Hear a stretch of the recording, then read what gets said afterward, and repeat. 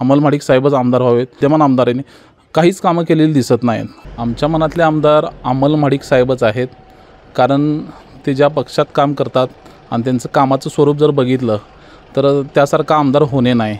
कारण त्यांच्या पक्षाचा जर विचार केला किंवा युती सरकारचा जर विचार केला तर आजच्या जी योजना बघितला तुम्ही, ज्या महिलांना केंद्रबिंदू मानून योजना केलेल्या आहेत, जसे की लाडकी बहीण योजना, जी आता महिलांमध्ये खूप त्याचं पॉझिटिव्ह वातावरण आहे। त्याचबरोबर महिलांना 50% प्रवासात सवलत दिलेली आहे। त्याचबरोबर मुलींना शिक्षण फ्री केलेलं आहे। ह्या महिलांसंदर्भात योजना आहेतच। त्याचबरोबर जर बघितलं आताच्या आमदारांनी, विद्यमान आमदारांनी काहीच कामं केलेली दिसत नाहीत। पण आमदार पद नसताना आमचे जे अमल माडिक साहेब आहेत त्यांनी बरेच कामं केलेली आहेत। आमच्या मतदारसंघात असो किंवा दुसऱ्या मतदारसंघात असो, त्यांनी जेवढा खेचून आणता येईल इतका निधी त्यांनी खेचून आणलेला आहे।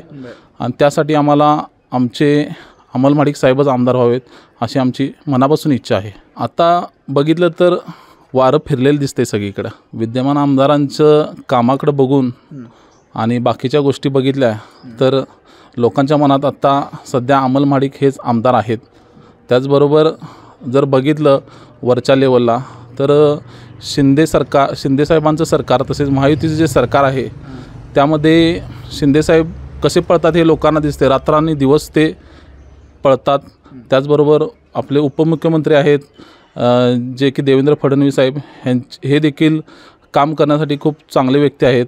त्यांच्याकडे बघून आणि केंद्रात पण मोदी सरकार आहे, मोदी सरकारला बळ देण्यासाठी आम्ही निश्चितच आमचे आमदार अमल माडिक साहेब यांना आम्ही निवडून देणार आहोत।